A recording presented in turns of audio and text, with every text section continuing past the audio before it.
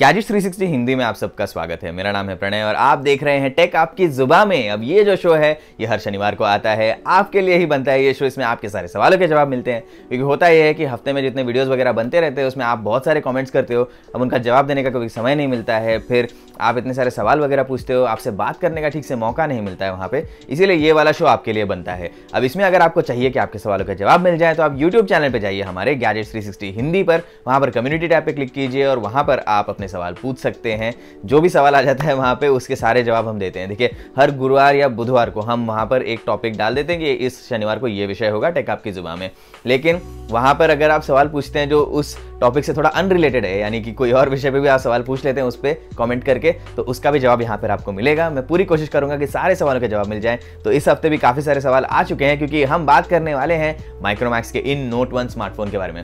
अभी इस स्मार्टफोन का रिव्यू ऑलरेडी हो चुका है, वो आप ज़रूर देख लीजिए ताकि आपको पता चले कि ये फ़ोन खरीदना चाहिए या नहीं। उसके बाद में भी आपके काफ़ी सारे सवाल थे जो यहाँ पर आ चुके हैं हमारे कम्युनिटी पोस्ट पर, उसके जवाब मैं दूंगा इस वीडियो में। लेकिन शुरू करने से पहले मैं आपको एक चीज़ बता दूं, आप में से बहुत लोगों ने पूछा है कि माइक्रोमैक्स इन 1B का रिव्यू कब आएगा। वो आने ही वाला है अगले हफ्ते, तो प्लीज़ आप चैनल पे सब्सक्राइब कर लीजिए, बेल आइकन भी दबा दीजिए ताकि आपको नोटिफिकेशन मिले जैसे ही वो रिव्यू वीडियो लाइव होता है। और साथ में अगर आपको ये वीडियो पसंद आता है और आप चाहते हैं कि टेक आपकी जुबान में इस शो में और एपिसोड्स आते रहें, तो प्लीज़ लाइक कर दीजिए और कॉमेंट करके बताइए कि आपको अगले एपिसोड्स में किस टाइप के टॉपिक्स वगैरह चाहिए। यहाँ पर आपके कॉमेंट्स को हम देखते रहते हैं, अच्छे से टॉपिक्स जो आप सजेस्ट करते हैं उसकी लिस्ट बना के रखते हैं, और जैसे ही मौका मिलता है, जैसे ही अच्छा समय आता है, उसके लिए हम वो वाला वीडियो बनाने की पूरी कोशिश करते हैं। तो इसीलिए आपके साथ में ये शो आगे बढ़ रहा है। कमेंट करके आप बताते रहिए आपको क्या देखना है, या फिर ये शो कैसा लगा, आपके सवाल का जवाब मिला या नहीं, अच्छा लगा या नहीं, ये सारी चीज़ें बताते रहिए। आपके फीडबैक के साथ ही ये शो आगे बढ़ सकता है। तो चलिए हम वीडियो अभी शुरू कर लेते हैं।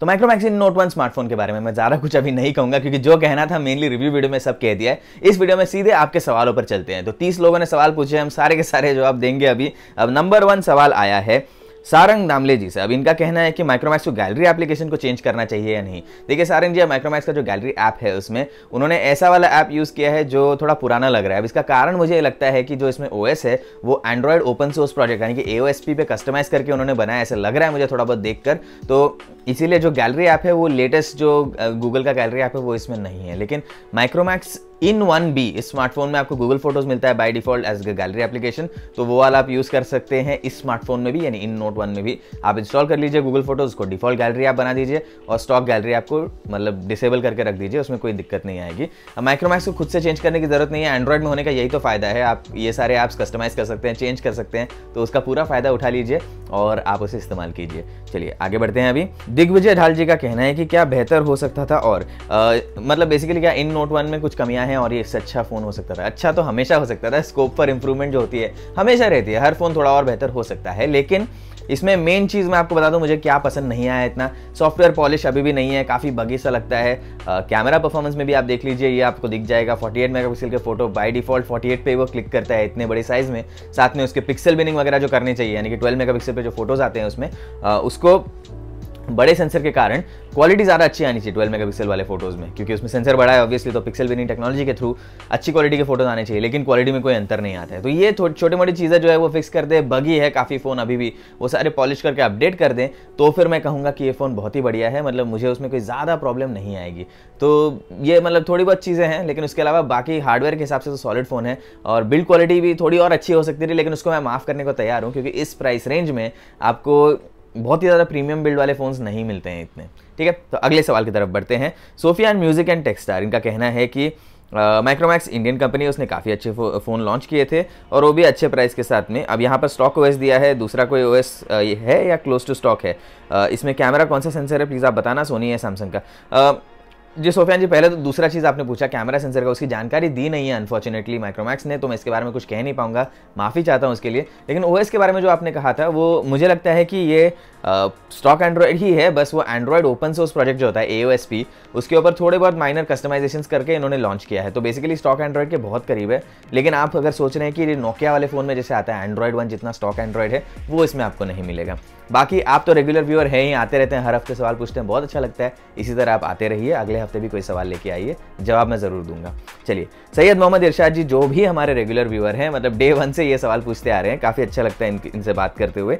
अब इनका कहना है कि प्रणय भाई नमस्ते। माइक्रोमैक्स तो मोबाइल बहुत अच्छा लाया है इन्होंने, और अगर चाहे तो भारतीय बाजार में ये चीनी कंपनियों को टक्कर दे सकता है। कम प्रॉफिट पे अच्छी स्पेसिफिकेशन वाले मोबाइल ले आए। वैसे टक्कर देने के लिए अभी भी माइक्रोमैक्स को लंबा सफर तय करना है। कस्टमर जब पैसा लगाता है तो अच्छा सामान खोजता है, चाहे सामान देशी हो या विदेशी। माइक्रोमैक्स को हर स्पेसिफिकेशन अबव पार देना होगा। जी अभी सही है जी। देखिए आपने जो बोला है ये पूरी तरह से सही बात है। मतलब ऐसे सिर्फ भावनाओं पर खेल नहीं चलता है, मार्केट में अच्छे आपको प्रोडक्ट लानी पड़ती है। नंबर 1 मेरा माइक्रोमैक्स से यही कहना था डे 1 से, आपका प्रोडक्ट अच्छा रहेगा तो वो बिकेगा, उसमें भावना वगैरह पे खेल के कोई फ़ायदा नहीं है। अब दूसरी बात ये रही कि इस प्रोडक्ट में आपने बोला हार्डवेयर में अबव पार स्पेसिफिकेशन देना चाहिए। मैं इससे पूरी तरह से सहमत नहीं हूँ, आपको कारण बता रहा हूँ। अगर वो दे दे एकदम ऑन पार स्पेसिफिकेशन, यानी कि मार्केट में इस प्राइस रेंज में जो मैक्सिमम फ़ोन्स दे पाते हैं उतना ही दे दे, उससे ज़्यादा अच्छा नहीं चाहिए, ख़राब नहीं चाहिए, उतना ही स्पेसिफिकेशन दे दे, लेकिन सॉफ्टवेयर पॉलिश के साथ में अगर दे तो मैं बहुत खुश रहूँगा। अब माइक्रोमैक्स ने कुछ दिन पहले, यानी अभी साल हो गए, कुछ तो 2-3 साल हो गए, एक यू नाम का ब्रांड निकाला था। तो उसमें क्या क्या फ़ोन आ गए थे, यू यूटोपिया, यू यूनिक और यू यूरेका और ये सब। अब उन सारे फ़ोन में सियानोजन में मॉड ओएस था और उसमें काफ़ी सारे बग्स थे। तो जिन्होंने खरीदा वो स्मार्टफोन, बहुत सारे अजीब अजीब से बग्स आने लगे उनको, और फिर उनको मज़ा नहीं आया एक्सपीरियंस में। तो इस तरह का एक्सपीरियंस नहीं चाहिए। और इस बार भी लग रहा है उतना बुरा हाल नहीं है, लेकिन बग्स तो हैं इस बार भी इसमें ओएस में। तो ये अगर फिक्स कर दें तो ज़्यादा अच्छा रहेगा। स्पेसिफिकेशंस कितने भी अल्टीमेटली अगर पॉलिश्ड एक्सपीरियंस आपको मिले तो आप भी खुश रहेंगे। तो यही मेरी विनती है माइक्रोमैक्स कंपनी से। अगले सवाल की तरफ बढ़ते हैं। अभिषेक पटेल जी पूछ रहे हैं कि प्रणय सर, आप वायरलेस चार्जिंग और आईपी रेटिंग पर डेडिकेटेड वीडियो बना सकते हैं क्या, जिसमें ये सारे फीचर जो हैं ये बजट स्मार्टफोन में क्यों नहीं आते, और ये इन स्मार्टफोन में ज़रूरी है क्या? देखिए अभिषेक जी, डिटेल में इसका वीडियो बाद में बनेगा, आपने रिक्वेस्ट कर दी, ये मैंने नोट कर लिया है, पक्का इसका वीडियो हम बना के लेके आएंगे। थोड़ा ब्रीफ में आपको बता देता हूँ इसके कारण क्या है। नंबर 1 होती है कॉस्ट। अभी बजट में देख लीजिए आप, अगर बोलेंगे मेरे फ़ोन में आईपी रेटिंग है, वायरलेस चार्जिंग है, ठीक है, समझ लीजिए कि मैं आपको बता रहा हूँ 15,000 का फ़ोन है, आईपी रेटिंग, वायरलेस चार्जिंग है, लेकिन मैं मीडियाटेक का हीलियो G35 प्रोसेसर दे रहा हूँ। क्या आप खरीदेंगे? मुझे नहीं लगता आप खरीदेंगे, क्योंकि वो प्रोसेसर काफ़ी वीक है।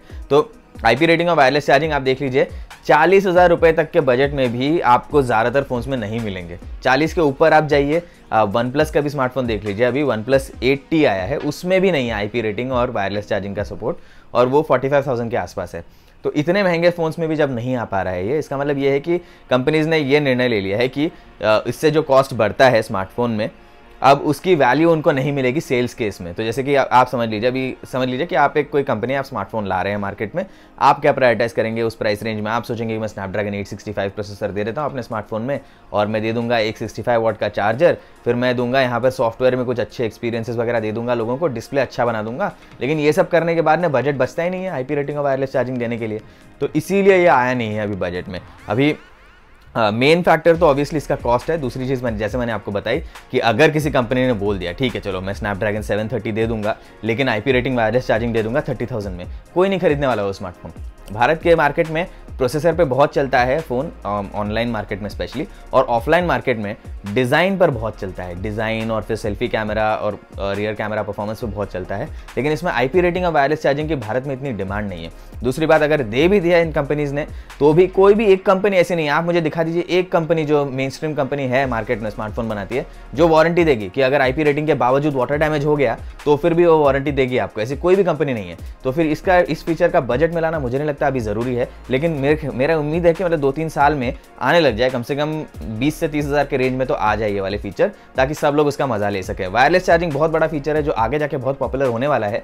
आईपी रेटिंग के बारे में मैं उतना सहमत नहीं, मतलब आ जाएगा सारे स्मार्टफोन में एट सम पॉइंट, लेकिन मुझे लगता है वायरलेस चार्जिंग पहले आने लगेगा बजट सेगमेंट में। तो ठीक है, अगले सवाल की तरफ बढ़ते हैं। रुपेश साहू जी का कहना है ड्यूरेबिलिटी के बारे में बताना। अब रुपेश जी, इस स्मार्टफोन की बिल्ड क्वालिटी इतनी अच्छी नहीं है अनफॉर्चुनेटली जितनी मुझे चाहिए थी, लेकिन इस प्राइस रेंज के लिए मैं उसे माफ़ करने को तैयार हूँ। काफ़ी लोगों ने हमें ये बताया कि स्मार्टफोन का यूट्यूब वीडियोस वगैरह में उन्होंने देखा है कि बैक पैनल खुल जाता है। तो देखिए अभी इसमें है ना, मैं ये नहीं बोलूँगा कि हमने पूरा खोल दिया अपने स्मार्टफोन का बैक पैनल, जो रिव्यू यूनिट आया हमारे पास में, लेकिन हमने कोशिश ज़रूर की देखने के लिए कि ये खुलता है कि नहीं। अब उसमें उन्होंने क्या किया है, फ़ोन के बैक पैनल को चिपकाने की जगह वहाँ पर उन्होंने क्लिप लॉक्स का इस्तेमाल किया है। तो अगर आप वो धीरे से ऐसा अपना नाखून वहाँ पर डाल के फ़ोन को धीरे धीरे बैक पैनल को खींचने लगेंगे तो वो खुल जाएगा। ठीक है। लेकिन ऐसा नहीं है कि आप रेगुलर यूज़ करेंगे अपना बिना फ़ोन को छेड़े हुए तो अपने आप ही गिरने लगेगा बैक पैनल, ऐसा भी नहीं है। अगर आप उसको छेड़ने जाएंगे तो वो खुल सकता है बैक पैनल जरूर, लेकिन आप बिल्कुल ऐसा मत कीजिए। आप मतलब मेहनत से पैसे कमा के अगर ये फ़ोन खरीद रहे हैं, प्लीज़ इस तरह के काम मत कीजिए। आप यूट्यूब वगैरह पर तो देखते होंगे बहुत लोग उसको scratch test, drop test, bend test ये सब करते हैं। इसका मतलब ये नहीं कि आप भी स्मार्टफोन खरीद के ये सारी चीज़ें करने लगे, उससे फ़ोन को मतलब आप खुद ही डैमेज कर रहे हैं, ऐसा हो जाता है। तो इसीलिए स्मार्टफोन में से बिल्ड क्वालिटी में कोई ज़्यादा दिक्कत नहीं है, बस ये है कि हाँ वो बैक पैनल ज़रूर खुलता है, जिसके बारे में बहुत लोगों ने हमें पूछा है। चलिए आगे बढ़ते हैं। गेमिंग बॉय, इनका कहना है कि इन नोट 1 लेना चाहिए कि नहीं, अगर उससे अच्छा कोई है तो बताइए प्लीज़। देखिए पहले तो आप हमारा रिव्यू वीडियो देखिए ज़रूर। दूसरी बात यह है कि इससे अच्छा इसी प्राइस रेंज में मुझे लगता है मोटो G9 ज़्यादा अच्छी वैल्यू फॉर मनी देता है, आप उस फ़ोन को ज़रूर देखिए। आगे बढ़ते हैं। रत्नाम अग्रवाल जी से बात करने हैं। इनका कहना है कि स्क्रीन और बैटरी लाइफ कितनी अच्छी है इस प्राइस रेंज में दूसरे ये स्मार्टफोन्स के मुकाबले। 90 हर्ट्ज़ LCD या 60 हर्ट्ज़ एमोलेड की कमी लगती है क्या यूज़ करते वक्त, और चार्जिंग में कितना टाइम लगता है? देखिए चार्जिंग का तो हमने रिव्यू में बता दिया है, उसका आप वो रिव्यू ज़रूर देखिए। उस वीडियो में इस सवाल का जवाब है, यहाँ पर नहीं दूंगा मैं वो वाला, क्योंकि मुझे भी चाहिए कि आप हमारा रिव्यू वीडियो देखें। नहीं, मजाक कर रहा था, सॉरी। सो 1 घंटे में लगभग, जहाँ तक मुझे याद है, 60% के आसपास चार्ज हो जाता है। तो स्लो चार्जिंग नहीं है इसमें, काफ़ी फास्ट चार्जिंग है, आप टेंशन मत लीजिए बिल्कुल भी। 18 वाट का चार्जर आता है बॉक्स में, तो उससे आप निराश नहीं होंगे। दूसरी बात है, आपने पूछा है कि डिस्प्ले में ये 90 हर्ट्ज़ LCD 60 हर्ट्ज़ एमोलेड की कमी लगती है क्या। देखिए रत्नाम जी, आपका एक बार आप इस्तेमाल करेंगे किसी भी AMOLED display 90 hertz refresh rate वाले फ़ोन को, तो उसके बाद में आप फिर कम रिफ्रेश रेट वाले पे जाएंगे तो आपको दुख तो महसूस होगा थोड़ा बहुत तो। लेकिन यहाँ पर मैं ये कहूँगा कि देखिए स्टार्टिंग प्राइस आप भी देख लीजिए 11,000 रुपये के आसपास है। अब उस प्राइस रेंज में जो डिस्प्ले यहाँ पर मिल रहा है मेरे ख्याल से ठीक है, मतलब इससे अच्छा डिस्प्ले अगर आपको चाहिए कुछ फ़ोन्स में मिल जाएगा ज़रूर, लेकिन उस प्राइस रेंज के लिए माइक्रोमैक्स फ़ोन के डिस्प्ले का परफॉर्मेंस ठीक ठाक है, कोई ज़्यादा ख़राब नहीं है। बस इसमें वाइड L1 DRM का सपोर्ट नहीं दिया गया है, तो गूगल प्ले स्टोर में नेटफ्लिक्स का ऐप ही नहीं मिलता है। तो अगर आप नेटफ्लिक्स से, अमेजॉन प्राइम वीडियो जैसे ऐप से फुल HD में कॉन्टेंट देखना चाहते हैं तो वो आप नहीं कर पाएंगे, इस चीज़ का ज़रूर ध्यान रखिए। अभी आपके सवाल में स्क्रीन और बैटरी लाइफ का भी सवाल है। बैटरी लाइफ ठीक है, 1.5 दिन तक चल जाती है, तो उसमें कोई ज़्यादा दिक्कत नहीं आएगी। ठीक है, आगे बढ़ते हैं। अभी सचिन शर्मा जी का कहना है कि इस पर पैसा लगाना ठीक है और ब्राइटनेस कितनी अच्छी है इसकी। तो इसकी ब्राइटनेस में आपको ज़्यादा कोई प्रॉब्लम नहीं आएगी मेरे ख्याल से। बाहर भी अगर आप यूज़ करेंगे तो ठीक ठाक ही रहेगा। ओवरऑल डिसेंट एक्सपीरियंस है, सबसे बढ़िया डिस्प्ले नहीं है मार्केट का, लेकिन इसमें कोई खराबी भी नहीं है ऐसे, तो ठीक है वो। और इस पर पैसे लगाने चाहिए क्या नहीं, अभी इस मोमेंट पर मैं कहूँगा नहीं प्लीज़, क्योंकि सॉफ्टवेयर में थोड़े बहुत बग्स हैं। इस मोमेंट पर अगर आप सोच रहे हैं कि इमीडिएटली ले लूँ, नहीं, थोड़ा इंतजार कीजिए, सॉफ्टवेयर अपडेट करने दीजिए उनको, बग्स फिक्स करने दीजिए, फिर खरीदिए। हार्डवेयर अच्छा ही है उसका, बस परफॉर्मेंस थोड़ी और इंप्रूव हो सकती है और पॉलिश थोड़ा और मिल सकता है उसमें, मतलब इन सब बग्स के मामले में मैं कह रहा हूँ। ठीक है, अगले सवाल की तरफ जाते हैं। आशीष राजपूत जी का कहना है कि मुझे नोट का हार्डवेयर तो प्राइस के लिए बहुत सही लगा, लेकिन सॉफ्टवेयर में कुछ इशू है क्या, और फ्यूचर में माइक्रोमैक्स इन अपडेट देकर इन इश्यूज़ को फिक्स कर देगा, और रिव्यू कब है? देखिए आशीष जी, रिव्यू तो आ चुका है, आप देख लीजिए, हमारे चैनल पर 100% है वो। दूसरी बात यह है कि सॉफ्टवेयर अपडेट्स मेरी उम्मीद है कि माइक्रोमैक्स दे और फिक्स कर दे। मैं बहुत चाहता हूं कि ये कंपनी इन फोन्स को लेकर सफल हो जाए, क्योंकि मार्केट में कंपटीशन बढ़ता है, कंपटीशन बढ़ने से आपको ज़्यादा अच्छे फोन्स मिलते हैं उसी प्राइस पॉइंट पे, तो इसीलिए इसमें आपका और मेरा फ़ायदा है अगर ये माइक्रोमैक्स अपडेट देकर फिक्स कर दे इन इश्यूज़ को, तो मेरी यही उम्मीद है। सॉफ्टवेयर में डेफिनेटली थोड़े बहुत इश्यूज़ है जो मैंने रिव्यू में भी हाईलाइट कर दिया और इसी वीडियो में पहले भी बताया है, तो प्लीज़ आप उन चीज़ों को रेफर कर लीजिए कि क्या क्या इश्यूज़ आ सकते हैं आपको देखने के लिए। चलिए अगले सवाल की तरफ बढ़ते हैं। शिवाजी वाजपेयी जी का कहना है कि 30,000 के अंदर इन्हें फ़ोन लेना है। मेरा वीडियो देखा है इन्होंने अंडर 30 के बेस्ट फ़ोन्स का, और OnePlus Nord इन्हें पसंद आया है। Realme X7 Pro आने वाला है Dimensity प्रोसेसर के साथ में। Redmi Note सीरीज़ का 5G फ़ोन भी आने वाला है अंडर 30 के। क्या मैं इनके लिए रुकूं या Nord ले लूं? देखिए शिवाजी जी, आपको एक सवाल का जवाब देना है कि आपको फ़ोन कब चाहिए, अभी चाहिए? अगर इसका जवाब हाँ है तो अभी आप Nord ले लीजिए, बिल्कुल भी आप रिग्रेट नहीं करेंगे, बहुत ही बढ़िया पॉलिश्ड फ़ोन है। दूसरी चीज़ ये है कि मार्केट में किसी भी क्षण आप देख लीजिए कोई ना कोई फ़ोन ऐसे आता ही होगा। मतलब अगर मुझे आज एक फ़ोन खरीदना है, समझ लीजिए कि मुझे OnePlus Nord पसंद है और मैं सोच रहा हूँ कि नहीं मुझे थोड़ा इंतज़ार कर लेता हूँ, 1 महीना वो फ़ोन आ रहा है, 2 महीने इंतज़ार करने के बाद एक तीसरा फ़ोन आएगा, तो ऐसे हमेशा टेक्नोलॉजी इतनी तेज़ आगे बढ़ती है कि कोई ना कोई इससे भी अच्छा फ़ोन आते ही रहेगा मार्केट में। तो अगर आप इंतज़ार कर सकते हैं, डेफिनेटली इंतज़ार कीजिए। OnePlus Nord कोई ख़राब फ़ोन नहीं है, 6 महीने बाद भी ख़राब नहीं होगा, तो आपको और अच्छी चॉइस मिल जाएगी। उस टाइम पे शायद प्राइस कम हो जाएगा, आपको अच्छी डील मिल जाएगी उसके लिए। तो अगर आप रुक सकते हैं डेफिनेटली रुकिए। लेकिन अगर आप सोच रहे हैं कि मेरा फ़ोन अभी टूट चुका है, ख़राब हो चुका है, नया फ़ोन मुझे लेना ही है, तो आज की डेट में आप OnePlus Nord ले सकते हैं, आप बिल्कुल भी मतलब निराश नहीं होंगे। अब जो अपकमिंग फ़ोन है उनके बारे में मैं कुछ कह नहीं सकता, बिकॉज यूज़ नहीं किया है, रिव्यू नहीं किया है, तो उसमें स्पेक्स क्या है वो भी ठीक से मुझे पता नहीं है। एक बार फ़ोन हाथ में आ जाएगा उसके बाद में मैं आपको ज़रूर बताऊंगा कि आपको लेना चाहिए या नहीं, लेकिन उससे पहले हम इस चैनल पे तो नहीं बताते कि आपको लेना चाहिए या नहीं। तो इसके लिए माफ़ी चाहता हूँ मैं कि मैं आपको इन दोनों फ़ोन्स के बारे में कुछ बता नहीं पाऊंगा, लेकिन बाकी बस आप वही चीज़ ध्यान रखिए जो मैंने कही है। अगर आज की डेट में फ़ोन चाहिए नॉट ले लीजिए, अगर आप रुक सकते हैं 3-4 महीने रुक के देख लीजिए जो ये नए फ़ोन से अगर लॉन्च हो जाते हैं भारत में अच्छे प्राइस पे, तो आपके पास में कॉम्पिटिशन होगा, फिर चॉइस होगी, तो आप चूज़ कर सकते हैं आसानी से।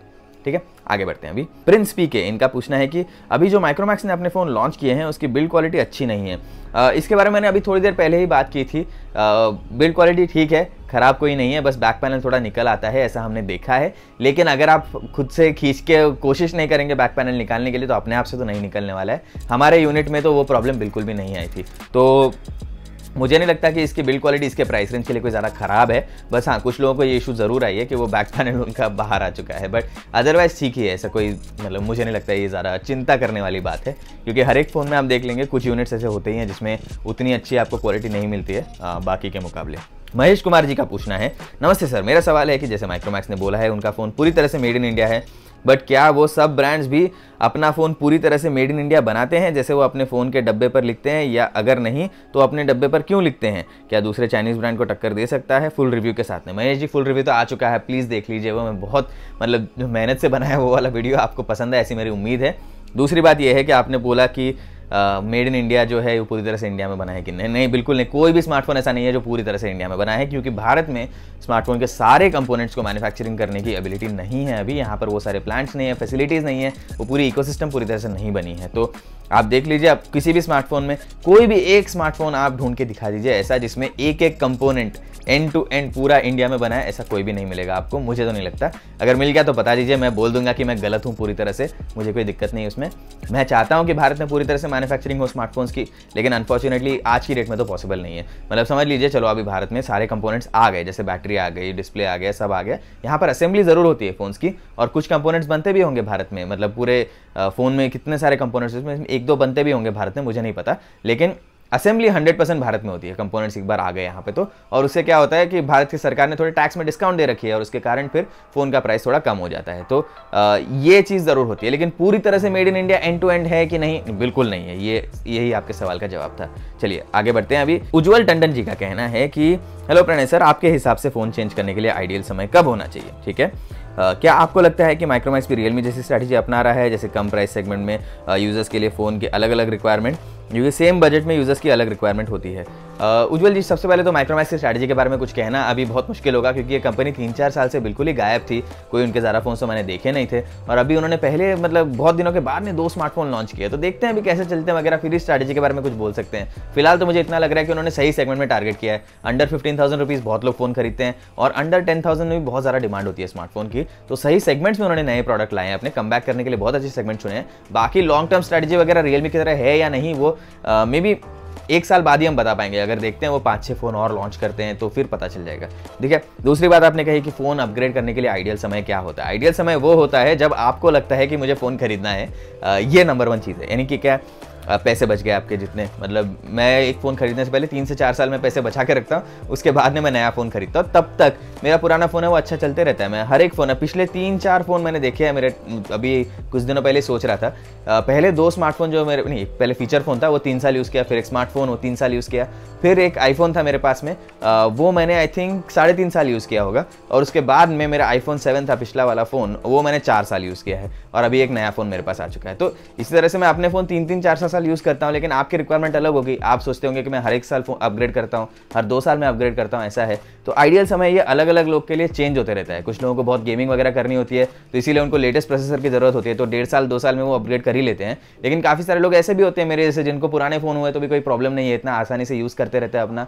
जब तक फ़ोन अच्छा चलता है, पूरी तरह से लैग करता नहीं, क्रैश नहीं करता, ब्रेकडाउन नहीं करता, वो अपग्रेड नहीं करते हैं। तो ये आपके सवाल का जवाब है, ये अलग अलग लोगों के लिए अलग होता है। तो आप अपनी रिक्वायरमेंट मुझे बताइए अगले हफ्ते, तो मैं आपके लिए बताऊंगा कि आइडियल समय क्या होगा अपग्रेड करने के लिए। चलिए अगले सवाल की तरफ बढ़ते हैं। निश्चय मिश्रा जो भी हमारे रेगुलर व्यूअर हैं, इनका कहना है कि स्पेक्स तो अच्छे लग रहे हैं पेपर में, लेकिन इसका परफॉर्मेंस पर ही माइक्रोमैक्स की सेकंड इनिंग्स डिपेंड करती है कि मार्केट में वो कैसे परफॉर्म करेंगे। डिटेल रिव्यू का इंतजार करना चाहिए। डिटेल रिव्यू आ चुका है निश्चय जी, प्लीज़ देख लीजिए, मुझे बहुत अच्छा लगेगा अगर आप देखेंगे तो। बाकी जो आपने पॉइंट कहा है वो बिल्कुल सही है, मैं आपसे पूरी तरह से सहमत हूँ। अभी टेकोमेनिया का सवाल है। अभी इन्होंने आज नाम रिवील कर दिया भाई, टेकोमेनिया जो हर हफ्ते सवाल पूछते थे, इन्होंने कहा है कि इनका नाम शशांक है। तो शशांक जी नमस्ते, बहुत अच्छा लगा आप यहाँ पर आके हर हफ्ते सवाल पूछते हैं। अब इनका कहना है कि स्पेक्स तो इसमें काफ़ी अच्छे हैं, लेकिन ये ऐसा परफेक्ट एग्जाम्पल है कि प्रोडक्ट स्पेक्स के ऊपर सब कुछ नहीं होता है। अब कुछ लोगों को मल्टी टच में इशूज़ आ रहे हैं, बैक पैनल निकल आ रहे हैं, उतना स्मूथ भी नहीं है जितना एक्सपेक्ट कर रहे थे। तो इनका बेसिकली पॉइंट ये है कि माइक्रोमैक्स कंपनी ने ये प्रोडक्ट जो है थोड़ा जल्दी में लॉन्च कर दिया, हड़बड़ी में लॉन्च कर दिया है यहाँ पर, और स्पेक्स वगैरह जो दिखाए थे उतनी अच्छी परफॉर्मेंस नहीं मिल रही है लोगों को। देखिए आपका पॉइंट यहाँ पर सही है कि लोग स्पेक्स देखे कुछ ज़्यादा ही उत्सुक हो गए थे, और उसके बाद में जो परफॉर्मेंस मिली है इस फोन से वो उतनी अच्छी नहीं है। लेकिन फिर भी मैं ये कहूँगा कि अगर आप कैजुअल यूज़र हैं, हैवी गेमिंग वगैरह आपको नहीं करनी है, तो आपको दिक्कत नहीं आने वाली है स्मार्टफोन से। पर अगर गेमिंग करनी है आपको, तो इसमें मैं कहूँगा कि दूसरे विकल्प है मार्केट में जो ज़्यादा पॉलिश्ड है, सॉफ्टवेयर जिसका कम बगी है, उसकी तरफ जाएँ आप, वही सही रहेगा। कैमरा परफॉर्मेंस में भी थोड़ा पीछे है ये। तो जितनी एक्साइटमेंट हुई थी लोगों को, मैं पहले दिन से ही बोल रहा था कि पहले आप रिव्यू का इंतजार कीजिए, लोगों को इस्तेमाल करने दीजिए, बिल्ड क्वालिटी वगैरह कैसी है सब देख लीजिए, उसके बाद में ही निर्णय लीजिए कि फ़ोन लेना है या नहीं। तो अगर आपने ये किया है तो शायद आपके पैसे बच गए उससे। मैं कहूँगा कि आप थोड़ा 2-3 महीने का समय दीजिए माइक्रोमैक्स कंपनी को, सॉफ्टवेयर अपडेट्स वगैरह करके सारे बग्स वगैरह फिक्स कर दें अगर वो, तो फिर बहुत ही अच्छा होगा। होपफुली ये सारी चीज़ें हो जाए और आगे जाके माइक्रोमैक्स कंपनी और अच्छे फ़ोन लाए जो ज़्यादा पॉलिश्ड हों, इससे यही मेरी उम्मीद है। चलिए अब आगे बढ़ते हैं। रणधीर मालदेकर जी का कहना है कि सर मेरे पास iPhone XR है, तो मैं iPhone 11 अपग्रेड करूं या iPhone 12 करूं, या वेट करूं iPhone 12 का दाम कम हो सकता है क्या? बहुत मुश्किल सवाल पूछ लिया आपने। देखिए अगर XR है आपके पास में, आप उससे खुश रहिए अभी के लिए, फ़ोन बिल्कुल ख़राब नहीं है, उसमें कोई अपग्रेड करने की ज़रूरत नहीं है मेरे हिसाब से। तो iPhone 11 में आपको ज़्यादा अच्छी बैटरी लाइफ मिल जाएगी, ड्यूअल कैमरा सेटअप मिल जाएगा, नाइट मोड का एक्सेस मिल जाएगा कैमरा में। आईफोन का नाइट मोड जो होता है एकदम लाजवाब होता है, रात के समय फोटो लेंगे आपको तो बहुत ही मतलब ज़मीन आसमान का फ़र्क है 10 और 11 में, ये है। फिर भी मैं आपको कहूँगा इंतज़ार कीजिए थोड़ा सा। 12 सीरीज़ के स्मार्टफोन्स काफ़ी अच्छे हैं, लेकिन उनका दाम कम होने दीजिए। उससे क्या होगा, कैस्केडिंग इफेक्ट होगा, यानी कि 12 का दाम कम होएगा तो 11 का दाम और कम होएगा, और फिर आप 11 ले सकते हैं या 12 भी ले सकते हैं आपके बजट के हिसाब से। अगर आप मुझे अपना बजट बता देते तो मैं आपको बता देता कि कौन से स्मार्टफोन आपको लेना चाहिए। लेकिन अभी जिस दिन से आपने बोल दिया कि आपको 11 लेने का मन कर रहा है, मैं अज्यूम कर रहा हूँ कि आपका बजट 55 से 60,000 के आसपास है। फिर भी मैं कहूँगा एक सेल का इंतजार कीजिए। iPhone 11 का 128 GB वाला वेरिएंट 53,000 का मिल रहा था अमेजोन पर, और 48,000 का था उसका 64 GB वाला वेरिएंट। तो उस टाइप की अगर आपको अच्छी डील मिलती है तो 11 ले सकते हैं आप, अदरवाइज थोड़ा इंतजार कीजिए। 12 का भी प्राइस थोड़ी देर में कम हो ही जाएगा, 6 महीने के आसपास में, और उसके बाद में तभी 11 पे और अच्छी डील मिल सकती है किसी सेल में ऑनलाइन, तो उनका इंतजार करके फिर ही लीजिए। अब इमीडिएटली जंप करने की जरूरत नहीं है अनलेस आपका फ़ोन खराब हो चुका है। XR बहुत ही बढ़िया डिवाइस है, आप उसे जितना समय मतलब इस्तेमाल कर सकते हैं करते रहिए, यही मेरी आपसे विनती होगी। चलिए आगे बढ़ते हैं। अभी नवल कुमार त्रिपाठी जो भी रेगुलर व्यूअर बन चुके हैं अभी, इनका कहना है कि क्या माइक्रोमैक्स अन्य चाइनीज़ कंपनी को टक्कर देने में सक्षम है? जी नवल जी, उन्होंने एक अच्छी कोशिश की है, पहला स्मार्टफोन जो आया अभी Note 1 के साथ में, लेकिन अभी उनको थोड़ा समय लगेगा बाकी चाइनीज़ कंपनीज वगैरह को पूरी तरह से टक्कर देने में। सॉफ्टवेयर पॉलिश है नंबर 1 चीज़ उनको फिक्स करनी है, वो एक बार फिक्स कर दे, मैं कहूँगा कि ये बहुत ही कड़ी टक्कर दे सकता है उन्हें। हमारे रिव्यू में भी आप देख लीजिए, इसे 7 रेटिंग मिली है, अगर 8 या 9 मिल जाती है ना तो मैं कहता कि 100% टक्कर दे सकता है, कोई प्रॉब्लम नहीं है। लेकिन 7 मतलब थोड़ी कुछ कमी रह गई है फ़ोन में, अभी थोड़ा और इंप्रूवमेंट की स्कोप है। 8 का स्मार्टफोन होता है, 8 रेटिंग जिस फोन को मिलती है वो आप बेझिझक ले सकते हैं, आपको ज़्यादा इश्यूज़ नहीं आएंगे 8 वाले स्मार्टफोन्स में। तो इसीलिए माइक्रोमैक्स से थोड़ा अपना लेवल बढ़ाना पड़ेगा उसके लिए। चलिए राकेश चौधरी जी जो भी हमारे रेगुलर व्यूअर है, इनका कहना है कि नमस्ते प्रणय सर, हार्डवेयर के हिसाब से Note 1 अपने सेगमेंट में काफ़ी दमदार है, लेकिन जितना मैंने देखा अभी तक समस्या इसके सॉफ्टवेयर में आ रही है। Realme के साथ भी यही हुआ था जब वो पहली बार मार्केट में आए थे, और उनके सॉफ्टवेयर मतलब इतने अच्छे नहीं थे और समय के साथ में सुधर गए। आशा करते हैं कि माइक्रोमैक्स के साथ भी यही होगा। अगर माइक्रोमैक्स में ऐसे ही काम करती है तो फिर निश्चित ही अच्छी स्थिति में पहुंच जाएगी, क्योंकि उम्मीद सबको है। जी राकेश जी, आपने बिल्कुल ही सही पॉइंट कहा है, एकदम अच्छे से समझा के बताया आपने, बहुत अच्छा लगा ये सुन के। सॉफ्टवेयर को पॉलिश करने में टाइम लगता है, ऐसा नहीं है कि पहले दिन से सबका अच्छा है। गूगल जैसी इतनी बड़ी कंपनी जो एंड्रॉयड सॉफ्टवेयर बनाती है, उसके खुद के स्मार्टफोन में आप देख लीजिए पिक्सल 1 में इतने सारे बग्स थे, मतलब ऐसे बग्स में तो आप देख लीजिए, ऐसा नहीं कि मतलब 1-2 बग मिले, पूरा फ़ोन ही एक बग था, ऐसे कुछ लोगों का एक्सपीरियंस था, और कुछ लोगों का ठीक ठाक एक्सपीरियंस था। उन्होंने pixel 1, pixel 2, pixel 3, pixel 4, pixel 5 में अब जाके अब आप देख लीजिए रिपोर्ट्स थोड़े कम हुए हैं, कितने हार्डवेयर बग्स आते हैं, सॉफ्टवेयर बग्स आते हैं जो, वो सब कम हुए हैं।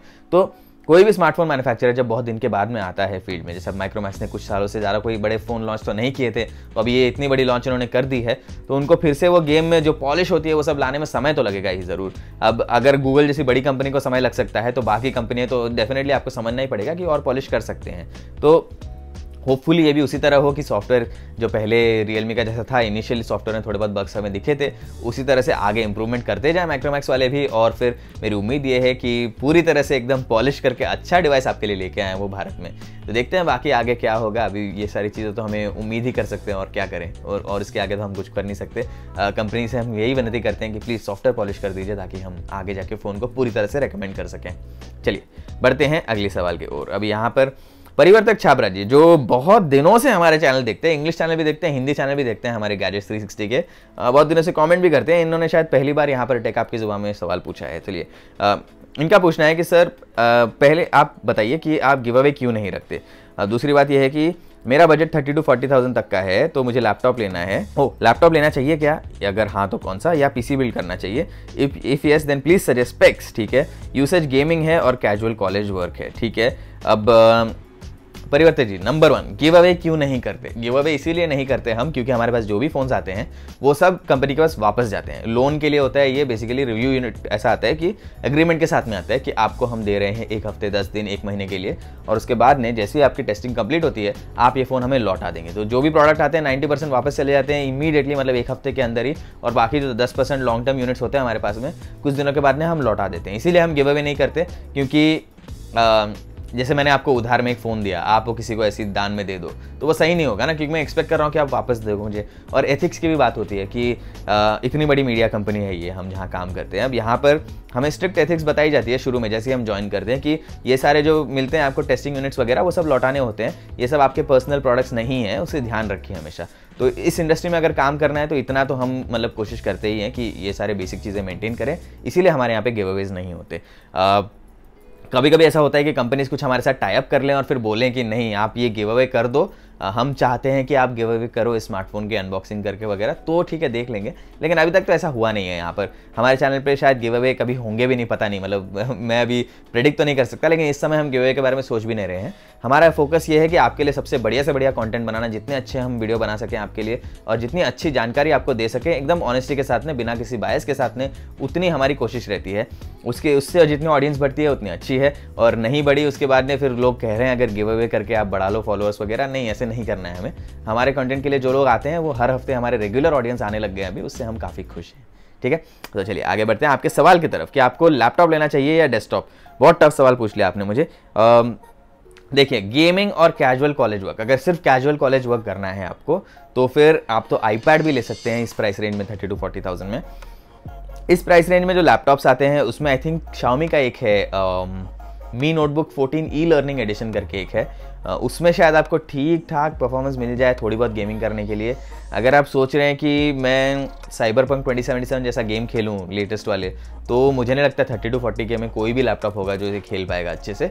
तो ये एक चीज़ आप मुझे बताइए कि कौन से टाइप के गेम्स आप खेलते हैं। अगर 2-3 साल पुराने गेम्स आपको खेलने हैं लो रेजोल्यूशन पे, तो ठीक है, इस प्राइस रेंज में आपको मिल जाएंगे। मी नोटबुक सीरीज़ देख लीजिए आप, काफ़ी अच्छे डिवाइसेस हैं, 40 से थोड़े आगे हैं, मतलब 40,000 से थोड़े आगे हैं। लेकिन अगर आप सोच रहे हैं कि मुझे लेटेस्ट गेम खेलने हैं इसमें और कॉलेज का काम भी करना है, तो फिर आपको डेस्कटॉप पीसी बनाना पड़ेगा इसमें। अभी एग्जैक्ट स्पेक्स तो मुझे देखना पड़ेगा फिर से कि मार्केट में क्या रेट्स चल रहे हैं इस प्राइस रेंज में। मैं एक्सपेक्ट कर रहा हूँ कि मॉनिटर, कीबोर्ड, माउस वगैरह आपके पास पहले से होगा, तो 30 to 40,000 में बन जाएगा, मतलब मुझे नहीं लगता है मुश्किल होगा कोई। लेकिन स्पेक्स बताने से अच्छा मैं आपको एक बताता हूँ। मैंने एक साइट है voltedpc.in, वो आप गूगल कर लीजिए, वोल्टेड पीसी। तो वो है ना दिल्ली बेस्ड एक गेमिंग पीसी वगैरर बनाते हैं वो, तो हमारे साइट पे उनका हाल ही में इंटरव्यू किया था हमने, तो मैंने वहाँ जाके देखा था। 38,000 में वो एक गेमिंग पीसी बेच रहे हैं, मतलब सिर्फ कैबिनेट में सारा, मदरबोर्ड में CPU, कूलिंग, और उसके अलावा क्या दिया था उन्होंने, रैम, ग्राफिक्स कार्ड, ये सारी चीज़ें इंक्लूडेड थी उसमें। तो आप वो देख लीजिए, 38,000 में मतलब ठीक ठाक लग रहा था वो गेमिंग करने के लिए, तो वो वाला पीसी आप देख सकते हैं। अगर गेमिंग आपके मतलब रिक्वायरमेंट आप डिफाइन करते हैं तो मैं ज़्यादा अच्छे से जवाब दे पाऊंगा। दूसरी बात यह है कि इसका भी ध्यान रखिए आप कि लैपटॉप से है ना, अगर आप कॉलेज बाद में जाने लगे कभी, और उसमें कॉलेज में आपको लैपटॉप लेके जाना है काम करने के लिए, प्रोजेक्ट वगैरह करने के लिए, तो लैपटॉप ऑब्वियसली आसान है, डेस्कटॉप से अच्छा होगा उस मामले में। लेकिन अगर आप चाहते हैं कि उस प्राइस रेंज में मैक्सिमम पॉसिबल हार्डवेयर मिल जाए, परफॉर्मेंस मिल जाए, तो फिर डेस्कटॉप पीसी आपके लिए सही रहेगा। बाकी आप डिटेल में बताइए आप कौन से गेम्स वगैरह खेलते हैं, अगले हफ्ते के एपिसोड में उसके जवाब मैं दे दूंगा। बेस्ड ऑन दैट आपको रेकमेंड कर दूंगा कि कौन सा चीज़ आपको लेना चाहिए। ठीक है, मिलते हैं फिर, आपका कमेंट का मैं इंतजार करूंगा ज़रूर। ठीक है, चलिए अभी आगे बढ़ते हैं हम। यहाँ पर अगला सवाल है महेश भांडे जी का, जो भी हमारे रेगुलर व्यूअर है, इनका कहना है कि बजट के हिसाब से मुझे लगता है कि माइक्रोमैक्स का फ़ोन उतना वैल्यू फॉर मनी नहीं है जितना रियलमी और शाओमी देते हैं। जी अभी आपका पॉइंट सही है, मैं पूरी तरह से सहमत हूँ इसमें। अगर सॉफ्टवेयर पॉलिश कर दें तो मैं अपना स्टेटमेंट बदल दूंगा, लेकिन तब तक के लिए मुझे नहीं लगता कि उतनी अच्छी वैल्यू फॉर मनी देता है जितनी रियलमी, शाओमी या मोटोरोला जैसे कंपनीज अपने स्मार्टफोन्स में दे रहे हैं उसी प्राइस रेंज में। आयुष मिश्रा जी का कहना है कि माइक्रोमैक्स इन 1B का रिव्यू कीजिए। आयुष जी रिव्यू 100% आ रहा है, आप बस चैनल पे सब्सक्राइब कर लीजिए, बेल आइकन दबा दीजिए ताकि आपको नोटिफिकेशन मिले जैसे ही हमारा रिव्यू वीडियो लाइव होता है। टेस्टिंग अभी चल रही है, नेक्स्ट वीक होपफुली आ जाएगा रिव्यू वीडियो इन 1B का, पूरी कोशिश जारी है उसकी। चलिए आगे बढ़ते हैं। तो चेतन साळुंखे जी का कहना है कि हाय प्रणय, माइक्रोमैक्स जो सॉफ्टवेयर एक्सपीरियंस प्रोवाइड कर रहे हैं और इसी प्राइस सेगमेंट वाले जो प्रोवाइड करते हैं उनके क्या डिफरेंस है, और क्या ये स्टॉक एंड्रॉयड आज भी इतना मैटर करते हैं क्या? चेतन जी, अब स्टॉक एंड्रॉयड क्या मैटर करता है या नहीं, हमारे लिए मैटर करता है, क्योंकि हमें रिव्यू करते टाइम अच्छा लगता है कि ज़्यादा कस्टमाइजेशन वगैरह ना हो। क्योंकि क्या होता है कि हमें जब टेस्टिंग करनी पड़ती है तभी हम वही कुछ सेटिंग्स ढूंढते हैं जो हम हर फ़ोन में ढूंढते हैं, वो चेंज हो जाती है उसकी लोकेशन। फिर कस्टम स्किन जब होती है तो उसके सारे फीचर्स वगैरह एक्सप्लोर करने पड़ते हैं, रिव्यू में ज़्यादा समय लगता है, मेहनत ज़्यादा लगती है। तो इसीलिए स्टॉक एंड्रॉयड रहेगा तो बेसिकली हम अपनी तरह से फ़ोन सेटअप करके जल्दी से रिव्यू कर लेते हैं, लेकिन अगर स्टॉक एंड्रॉयड नहीं है तो हमें समय तो ज़्यादा लगता है। तो इसीलिए एज अ रिव्यूअर अगर पूछें आप हमको तो हम यही कहेंगे कि नहीं, स्टॉक एंड्रॉयड हर फ़ोन में देना चाहिए। लेकिन मैं मजाक कर रहा था थोड़ी देर, लेकिन यूज़र के हिसाब से आप देख लीजिए, स्टॉक एंड्रॉयड नहीं रहेगा ना तो कुछ एक्स्ट्रा फीचर्स मिलते हैं, जैसे कि जितना मुझे पता है एंड्रॉयड 11 तक नेटिव स्क्रीन रिकॉर्डिंग तो नहीं था। एंड्रॉयड 10 तक आप कोई भी वर्जन देख लीजिए, आई थिंक 11 से आया है, native screen recording stock Android में नहीं था। फिर कुछ बेसिक चीज़ें जैसे वॉइस रिकॉर्डिंग का कोई ऐप शायद नहीं शिप होता था स्टॉक एंड्रॉयड वाले स्मार्टफोन्स में। तो बहुत ही बेयर बोन्स और बेसिक एक्सपीरियंस दिया था। तो मतलब ऐसे क्या होता है ना, जो टेक एंथुसियास्ट होते हैं उनके लिए सही है एक्सपीरियंस ये, लेकिन काफ़ी सारे लोग होते हैं, जैसे अब मेरे पिताजी को मैं दूंगा ये एंड्रॉयड फ़ोन जिसमें बोलूँगा कि जो ऐप है आप इंस्टॉल कर लेना, अब वो परेशान नहीं हो जाएंगे? बेसिक ऐप्स नहीं है, स्क्रीन रिकॉर्डिंग वगैरह अगर उनको करनी है तो कैसे करें, कौन सा ऐप डाउनलोड करें, समझ में नहीं आएगा कुछ भी। ये सारी चीज़ें ओएस में नेटिव अगर हों और बाय डिफ़ॉल्ट फ़ोन में ऐसे सारे फीचर्स आ जाएँ जो आपको ज़रूरत पड़ेगी डे टू डे बेसिस में, तो अच्छा रहता है ना। तो इसीलिए मैं कह रहा हूँ कि स्टॉक एंड्रॉयड इतना मायने नहीं रखता है एवरेज यूज़र के लिए, लेकिन टेक एंथुसियास्ट जो होते हैं आपके और मेरे जैसे, इनके लिए बहुत मायने रखता है। अब दूसरी बात यह है कि जो सॉफ्टवेयर एक्सपीरियंस माइक्रोमैक्स दे रहा है यहाँ पर, वो उसके प्राइस रेंज के हिसाब से इतना अच्छा नहीं है। सॉफ्टवेयर पॉलिश है नंबर 1 वीकनेस है स्मार्टफोन की, ठीक है। तो होपफुली आपके सवाल का जवाब मिल गया हो। आपकी राय भी बताइए, आपको स्मार्टफोन में स्टॉक एंड्रॉयड चाहिए या कस्टम स्किन आप कोई पसंद करते हैं, कमेंट करके ज़रूर बताइए आप, ठीक है। अब आगे बढ़ते हैं। प्रतीक रावल जी का कहना है कि सर मैंने आपके वीडियो देखकर दिवाली में OnePlus Nord ले लिया था 12 256 GB वाला, एक्सचेंज ऑफर और बैंक ऑफर के साथ ने मुझे ये Nord 23,800 में मिला। क्या मैंने ये स्मार्टफोन लेके गलती कर ली या कोई और डिवाइस लेना चाहिए था? प्रतीक जी, अच्छा फ़ोन है, अगर आपका फ़ोन अच्छा चल रहा है तो क्या गलती वाली बात है इसमें? बिल्कुल भी आप मतलब बेझिझक होकर इस्तेमाल कीजिए, इसको सबको दिखाइए कि मैंने नया फ़ोन लिया है, ये बहुत ही बढ़िया स्मार्टफोन है, हमारे रिव्यू में इतनी अच्छी परफॉर्मेंस दी थी उसने। तो आप इस तरह से सोचिए मत कि नहीं मैंने गलती कर ली है, क्या इसे कहते हैं बायस रिमोर्स, खरीदने के बाद में दुख होता है थोड़ा। प्लीज़ इस सब चक्कर में मत पड़िए, आपने जो फ़ोन लिया बहुत अच्छा है, अच्छे से इस्तेमाल कीजिए और खुश रहिए। चलिए, तरुण सागर जी का कोई पूछना है, ये भी हमारे रेगुलर व्यूअर है। इनका कहना है कि नमस्ते प्रणय भाई। नमस्ते तरुण जी। माइक्रोमैक्स से उम्मीदें काफ़ी है और इनके दोनों फ़ोन्स के लिए मैं उत्सुक हूँ, बस आप जल्दी से इनका रिव्यू एपिसोड भी कर दीजिए, उसके बाद में सोचेंगे कि खरीदना चाहिए या नहीं। वैसे तो मुझे भी माइक्रोमैक्स के हुआवे के रीब्रांड होने की खास दिक्कत नहीं है, लेकिन सवाल है कि अगर ये सच है तो हुआवे के पास को देखते हुए सिक्योरिटी के हिसाब से क्या माइक्रोमैक्स पर विश्वास किया जा सकता है? तरुण जी, सबसे पहले माइक्रोमैक्स इन नोट 1 का रिव्यू आ चुका है, प्लीज़ देख लीजिए। माइक्रोमैक्स इन 1B इस स्मार्टफोन का रिव्यू चल रहा है, अगले हफ्ते आ जाएगा, उसका भी इंतजार कीजिए। आपने तो चैनल पर सब्सक्राइब कर ही रखा है तो आपको तो नोटिफिकेशन आ जाएगी जब आ जाता है। तो मैं इंतज़ार करूँगा, ये मतलब कि आप देख लेंगे ये वाला, कॉमेंट भी कर देंगे उस वाले वीडियो पर ताकि पता चले मुझे भी आपने देख लिया है। दूसरी बात, रीब्रांड वाली बात, अभी सुनने में आ रहा है, ऐसे कुछ लोग कह रहे हैं लीक्स वगैरह में कि ये स्मार्टफोन जो है माइक्रोमैक्स कंपनी ने किसी और कंपनी से लेके रीब्रांड किया है। अब वो कौन सी कंपनी से है ये तो मुझे पता नहीं है, रीब्रांड किया है नहीं ये भी पता नहीं है, ऑफिशियल कोई जानकारी नहीं है इसमें। लेकिन लॉजिकली आप सोच लीजिए, अगर कोई कंपनी 3-4 साल से कोई भी फ़ोन लॉन्च नहीं करती है, इतने दिनों में वो कितना ही रिसर्च वगैरह कर पाएंगे नया फ़ोन लाने के लिए। तो मुझे लग रहा है कि जो ये लीक्स वगैरह हैं सच हो सकते हैं, लेकिन कोई कॉन्फर्मेशन नहीं है, तब तक मैं कुछ कह नहीं पाऊंगा। अब यहाँ पर आके ना देखिए, अभी जो रूमर्स वगैरह चलते हैं उस पर ज़्यादा हम बात नहीं करते, क्योंकि उसका कारण होता है कि जब तक कंफर्म जानकारी ना हो, आपके पास में ऑफिशियल कंपनी ना बोल दे कि नहीं ये रीब्रांडेड फ़ोन है, तब तो इस बारे में कुछ भी कहना सही नहीं रहेगा। क्योंकि अगर मैं आपको गलत जानकारी दूँ यहाँ पर तो फिर सही नहीं होगा ना। मैं आपकी तरफ एक ही कमिटमेंट लेकर आता हूँ कि जो भी यहाँ पर जानकारी दूंगा 100% एक्यूरेट होगी, कोई यहाँ पर गलत चीज़ मैं आके नहीं बोलूँगा। इसीलिए वो रूमर्स वगैरह पे ज़्यादा कमेंट नहीं करना चाहूँगा। जैसा आपने कहा, अगर रीब्रांड है भी तो भी अगर अच्छा चल रहा है तो कोई दिक्कत नहीं है। अब सिक्योरिटी की जो आपने बात की थी, देखिए जितना मैंने देखा है इसके सॉफ्टवेयर वगैरह का यूज़ करके अभी ये स्मार्टफोन उतना ही सिक्योर है जितना दूसरे एंड्रॉयड फ़ोन्स होते हैं। इससे आगे कोई ज़्यादा मुझे नहीं लगता है दिक्कत आनी चाहिए किसी को। अब बाकी कुछ और इश्यूज़ अगर बाद में कोई सिक्योरिटी रिसर्चर्स वगैरह लाते हैं सामने तो फिर हम उसके बारे में फिर बात करेंगे, लेकिन अभी तक जितनी जानकारी है उसके हिसाब से मुझे नहीं लगता कोई ऐसे चिंता करने वाली बात है यहाँ पर। ठीक है, चलिए अभी आगे बढ़ते हैं अगले सवाल की तरफ। यहाँ पर महेश खालको जी का कहना है कि हेलो प्रणय भाई, मैं माइक्रोमैक्स से बहुत उत्सुक हूँ और मुझे चाहिए कि माइक्रोमैक्स सबसे बढ़िया फ़ोन बनाए और एकदम ट्रस्टेड कंपनी हो और चाइनीज़ मैन्युफैक्चरर्स को अच्छी टक्कर दे दे। उनको लगता है कि माइक्रोमैक्स एक दिन नंबर 1 ब्रांड बनेगा भारत में। ठीक है, चलिए अभी इनका कॉमेंट था, इसमें कोई ज़्यादा मतलब मेरी टिप्पणी की यहाँ पर ज़रूरत नहीं है, आपने अपनी राय दे दी, सुन के अच्छा लगा। ठीक है, इनका सवाल ये है कि रिफ्रेश रेट में क्या अंतर होता है 90 हर्ट्ज, 60 हर्ट्ज, 120 हर्ट्ज मोबाइल्स में। देखिए, आपके मोबाइल की स्क्रीन जो है ये आपको स्टैटिक दिखती है ऐसे, मतलब कि वहाँ पे कुछ चेंज नहीं हो रहा है। जब आप स्क्रॉल वगैरह ना करें तो आपको लगता है कि ऐसी है, डिस्प्ले में कोई चेंज नहीं हो रहा है। लेकिन